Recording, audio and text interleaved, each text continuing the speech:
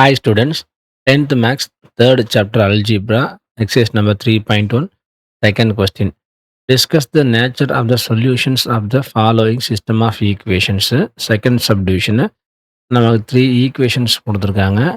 இதனுடைய solutions 3 types இருக்கு இல்லையா? என்னென்ன வரப்போகுதுன்னு பார்க்க போகிறோம். Many solution, no solution, unique solution.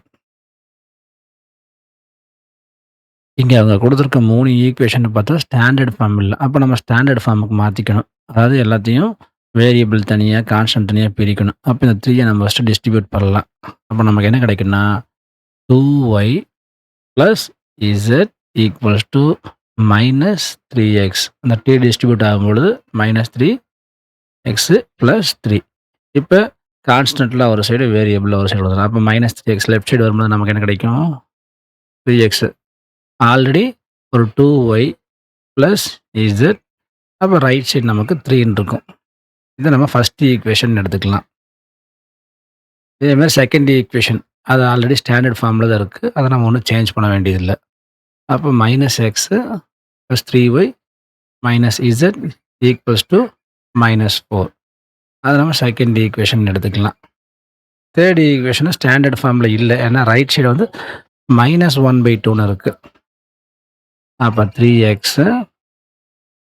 Plus 2y plus Z equals to -1/2. அப்போ இந்த 1/2 நமக்கு வந்து ஒரு ஃப்ராக்ஷனாக இருக்குது. அப்போ என்ன பண்ணலான்னா ரெண்டு சைடு எல்லாத்தையும் 2ல் மல்டிபிள் பண்ணலாம். Multiple by 2, multiple by 2, multiple by 2, multiple by 2. இந்த 2வும் இந்த 2வும் கேன்சல் ஆயிரும். அப்போ நமக்கு 1ன்னு கிடைக்கும். அப்போ நமக்கு தேவையான கான்ஸ்டன்ட் கிடச்சிருச்சு. அப்போ லெஃப்ட் சைடு என்ன இருக்குது? 3 2 sir 6x plus 2 2 sir 4y plus 2 into Z 2z. Right side 2 2 cancel ஆனதுனால மீதி -1 இருக்குது. இதை நம்ம ஈக்குவேஷன் 3ன்னு எடுத்துக்கலாம். இப்போ ஃபஸ்ட்டு, செகண்ட், தேர்ட் ஈக்குவேஷன் நமக்கு கிடச்சிருச்சு. இதில் ஒவ்வொரு எலிமெண்ட்டாக நீக்கி பார்க்கலாம். ஃபஸ்ட்டு இசட்டை நீக்கிடலாம். அப்போ ஹவ் டு எலிமினேட் இசட்டு? இங்கே ப்ளஸ் இசட் இருக்குது, இங்கே மைனஸ் இசட் இருக்குது. ஜஸ்ட்டு ரெண்டையும் நம்ம ஆட் பண்ணாலே போதும். First equation 3x plus 2y plus Z equals to 3. Second equation -x plus 3y minus Z equals to -4. இப்போ நம்ம ரெண்டு ஆட் பண்ண போகிறோம். ஆட் பண்ணும்பொழுது இந்த ப்ளஸ் இசட்டும் மைனஸ் இசட்டும் கேன்சல் ஆயிடணும். ரிமைனிங் என்ன இருக்குதுன்னு பார்க்கலாம். அப்போ 3x மைனஸ் x அப்படிங்கும் பொழுது 2x, 2y ப்ளஸ் 3y அப்படிங்கும்போது 5y, இசட் கேன்சல் ஆயிடுச்சு. இங்கே 3 - 4னா -1. இதை நம்ம ஈக்குவேஷன் 4ன்னு எடுத்துக்கலாம்.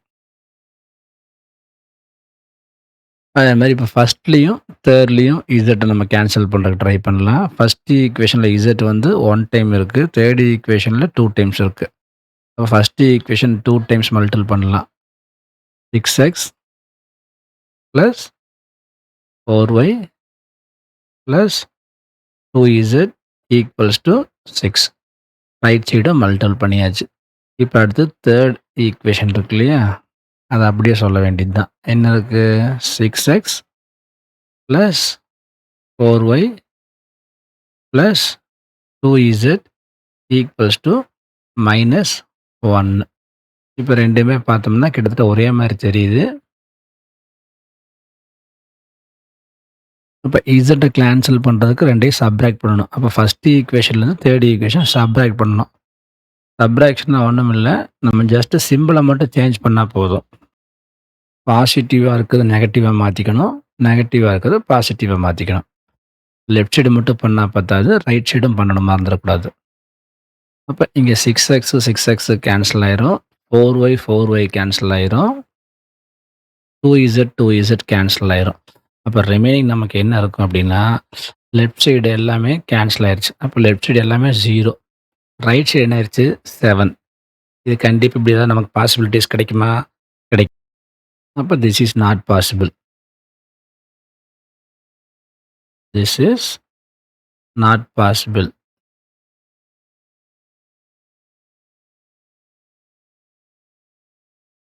அப்ப என்ன சொல்லிடலாம்? த சிஸ்டம் ஆஃப் ஈக்குவேஷன்ஸ் இருக்கு இல்லையா?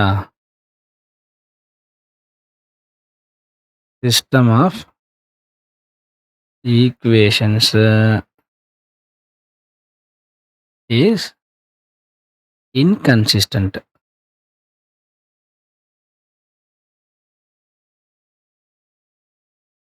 அப்ப இட் ஹேஸ் நோ சொல்யூஷன்.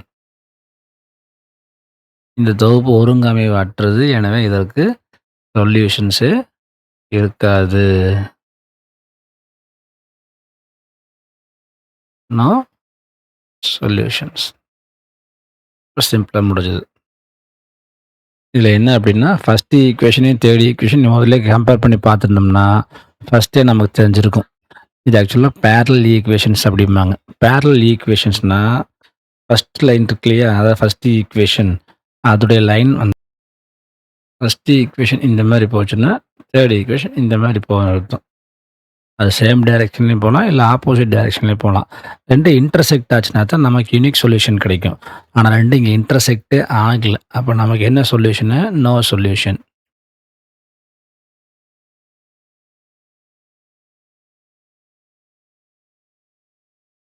இப்ப இந்த டயகிராம்ல பார்த்தா லைன் 1 இங்க இருக்கு, லைன் 2 இங்க இருக்கு. 2 ஒண்ணு ஒண்ணு இன்டர்செக்ட் பண்ணிக்குது. அப்போ எத்தன இடத்துல பாயிண்ட்ல மீட் பண்ணுனா, ஒரு பாயிண்ட்ல.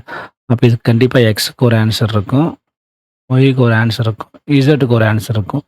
இந்த மாரி இருந்துச்சுன்னா, அதுக்கு பேரு யூனிக் சொல்யூஷன். இப்ப இதுல பார்த்தோம்னா, ஒயிட் கலர்ல இருக்குது லைன் 1, பிங்க் கலர்ல இருக்குது லைன் 2. அப்ப 2 எத்தன இடத்துல மீட் பண்ணுது? Infinitely many solution. ஏன்னா நெறைய எவ்வளோ இடத்துல டச் பண்ணுதோ, அவ்வளோ ஆன்ஸர் இருக்குன்னு அர்த்தம். இங்க 2 லைனும் எவ்வளோ இடத்துல மீட் பண்ணுதுன்னா, இன்ஃபினைட்லி மெனி. அப்ப நமக்கு மெனி சொல்யூஷன்ஸ் கிடைக்கும். Thank you.